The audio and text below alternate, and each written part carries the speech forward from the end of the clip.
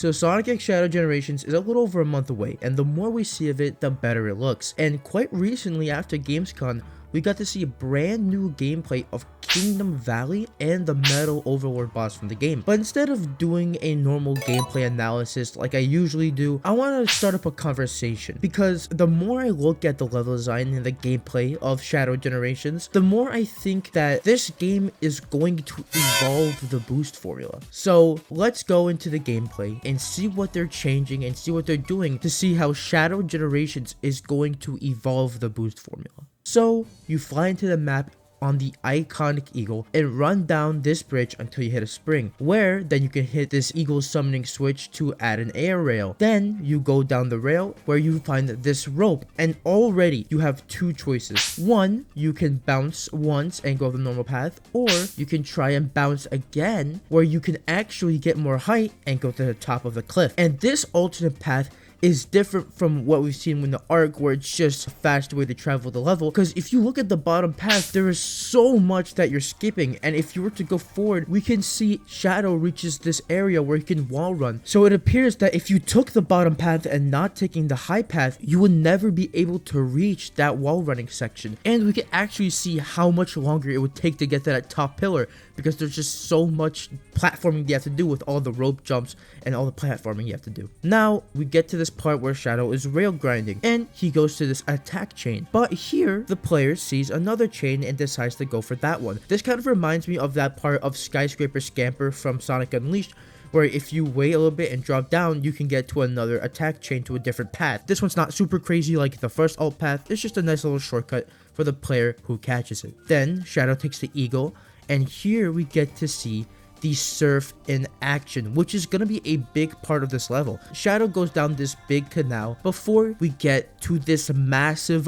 open space. Now at first there's like 5 different ways you can traverse this area with other alternate paths in those paths, and the player decides to go to the far right and takes a ramp to the very top, where Shadow gets one of those collectible medals and a nice little skip. And this is just another nice incentive to take alternate paths in this game, because besides just a time cut, there are other things that you can find, like collectibles, red rings, item boxes, so it's nice to have another incentive to do it besides just a time skip. But we also have where they take the more left middle path, where they have to jump into this ring. This path takes him to the bridge right in the center, but if we look all the way to the left, we can see another bridge that seems kind of ruined, and it looks like another way to get to the top bridge. And when we are in the air, we can see even more paths, like Shadow can go under the collapsed bridge to the right. If Shadow goes under the big bridge, he can lead to this bit of land here that may be housing a collectible. Or on the far right, if Shadow is on the lower path,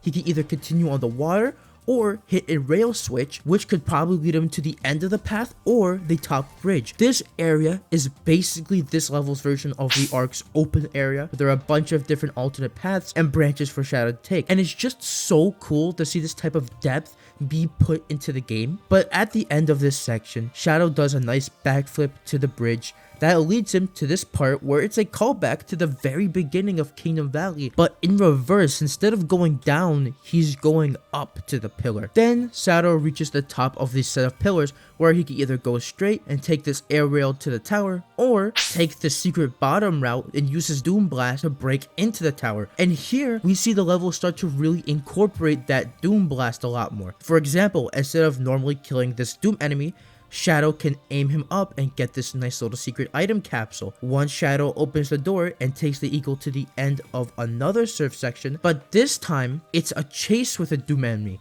And here he misses it, but we can see another top path that Shadow can access. And in order to do that, Shadow has to have chaos control so that he can catch up to the enemy to use Doom Blast.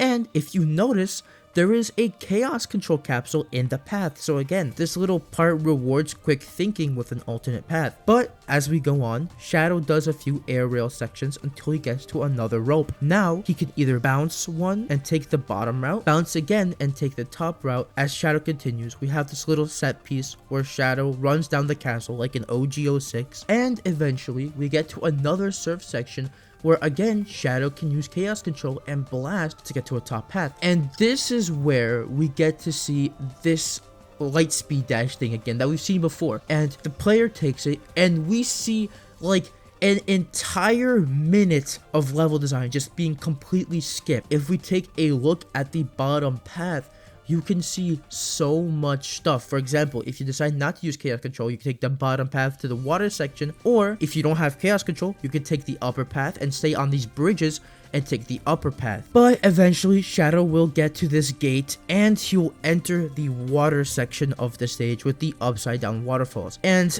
honestly, this is like the least interesting part of the level, and it's probably the most quote-unquote forces-like thing out of anything in this game we've seen so far. But even then, it's not that bad, because again, while linear, there are different ways to progress, and even one path that provides you with another collectible. I think the big thing is that it just feels anticlimactic, whereas in the Ark you had a whole cutscene where it transports you to the Radical Highway with this crazy animation sequence and cool set pieces, and the music doesn't even change to like the water section from 06, and that section was like the penultimate section of the whole game, so it just does feel quite underwhelming. But at the end of this, you reach the end of the level, and truly it's a really well designed level. Now that we've finished the analysis, what is so different about this game that makes it feel like it's evolving the boost formula? Well, let's look at past boost games. The gameplay philosophy for a lot of them relied on Sonic going extremely fast, and the player had to have quick reaction time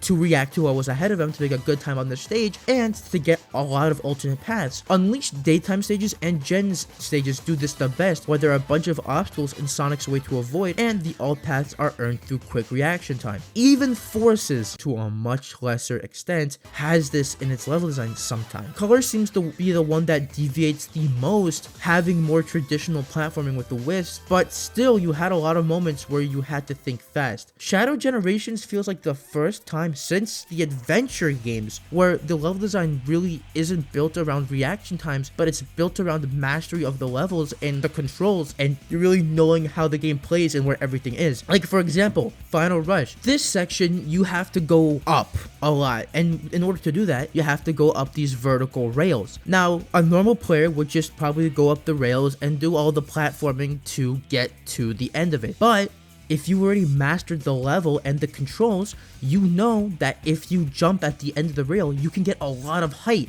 and skip a lot of the platforming. The game even rewards you for knowing this skip at the very end, where it gives you a crap ton of item boxes, like 50 rings, and it lets you skip a lot of that section of the level. And I feel like that part of the level just perfectly explains my point of understanding the level design and the mastery of the controls. But if you want another example, we have Speed Highway in Sonic Adventure 1. There are so many different ways that you can traverse the level, and if you know the layout really well and the controls, you can pull off some crazy skips. It seems like Shadow Generations is returning to a more open linear level design philosophy, where mastery of the level and controls is put into focus again, because you can see that Shadow isn't going at the same speed as Generations or even Colors, and from a lot of sources, it sounds like the controls in this game are much tighter than previous boost games, so you have more control of Shadow. And again, going back to those massive areas in the stages,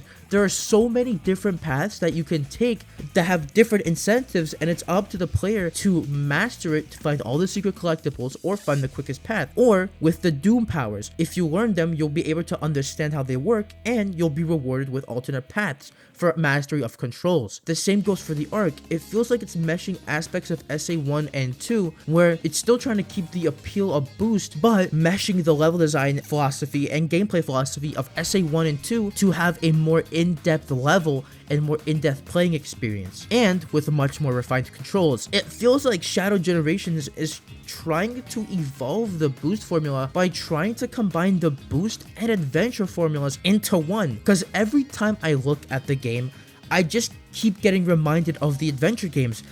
And the more I look at it, the more it just clicks in my head. And besides, just having the adventure controls, I would say that this is the closest thing we have to adventure gameplay in a long time. And remember what I said all the way back at the beginning of the year. It feels like a lot of Sonic games are slowly starting to incorporate adventure aspects into the game, like Sonic Frontiers having the final story and multiple playable characters, the Spin Dash, Sonic Dream Team having more adventure-esque level design, this game having more adventure gameplay philosophy in general. It all feels like they're building up to something. I don't know if it's Adventure Remake, I don't know if it's Adventure 3, but it feels like they're building up to something. But I guess we'll just have to wait and see.